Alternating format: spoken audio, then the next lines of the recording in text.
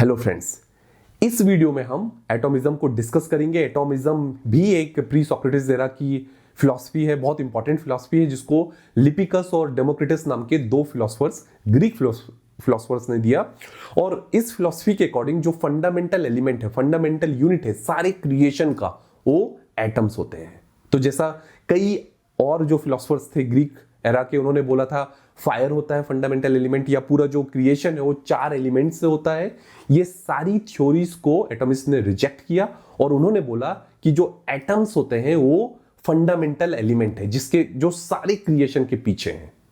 ठीक है, अगर आपको एटम्स को विजुलाइज करना है तो कभी कभी आपके रूम में सन बीम आती है और उसमें आप कई बार रूम में कोई एयर वगैरह नहीं होती है, तो आप देखते हो कुछ डस्ट पार्टिकल्स वहां हैंग, सस्पेंडेड पार्टिकल्स रहते हैं। आप उसकी तरह एटम्स को इमेजिन कर सकते हो। ये एक फिजिकल एंटिटी उनके अनुसार, और ये एक ऐसी एंटिटी है जिसको आप फर्दर डिवाइड नहीं कर सकते, इनडिविजिबल है, इनडिविजिबल पार्टिकल्स हैं।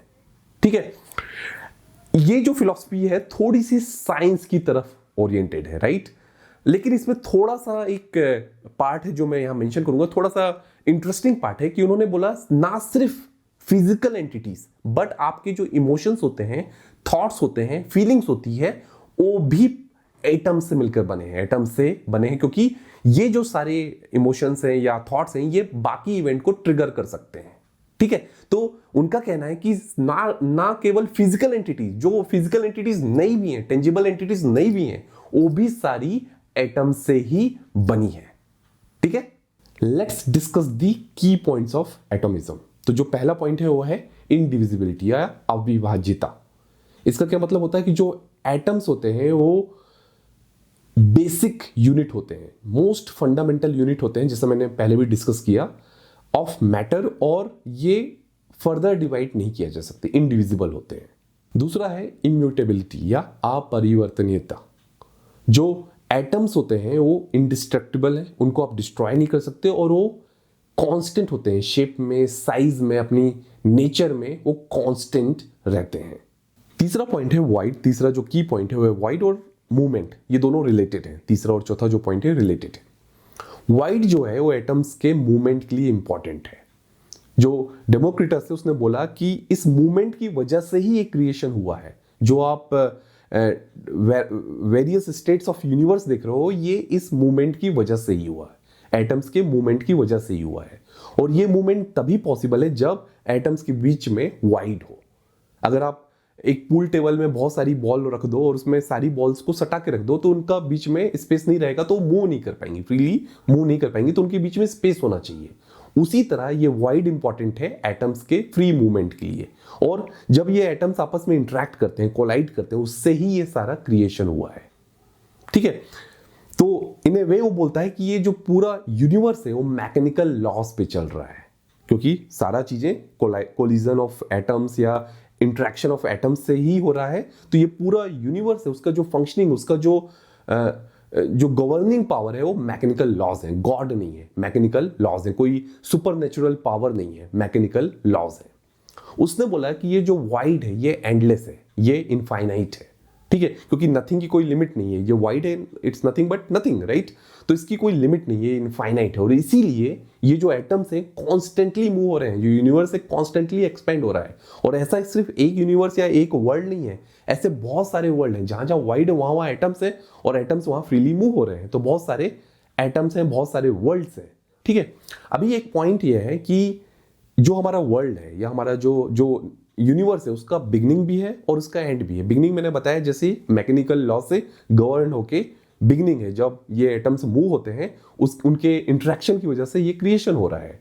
और एंड कब होता है? जब ये डिफरेंट यूनिवर्स या वर्ल्ड आपस में टकराते हैं, तो इन यूनिवर्स का या इन वर्ल्ड्स का एंड हो जाता है। तो उनका एक प्रॉपर बिगनिंग और एंड है। और ये जो बिगनिंग और एंड है, ये अगेन कोई क्या बोलते हैं उसको, सुप्रीम इंटेलिजेंस उसको गवर्न नहीं कर रहा है, ये सारा चीजें गवर्न हो रहा है मैकेनिकल लॉस। तो इसका क्या मतलब होता है? क्या एटॉमिस्ट जो थे वो एथीस्ट थे, वो गॉड पे बिलीव नहीं करते थे? तो स्ट्रिक्ट सेंस में वो एथीस्ट नहीं थे, वो बिलीव करते थे सुपर पावर या सुपर नेचुरल या सुप्रीम पावर में, उनको भरोसा था। बट वो ये नहीं मानते थे कि ये वर्ल्ड की फंक्शनिंग में कहीं गॉड का रोल है। और ऐसा करके वो लोगों को एक रैशनल वे में पुश करना चाहते थे कि वो रैशनली सोचें, उनको गॉड का फियर नहीं होना चाहिए, उनका एक रैशनल माइंड होना चाहिए, उनका ये ऑब्जेक्टिव था।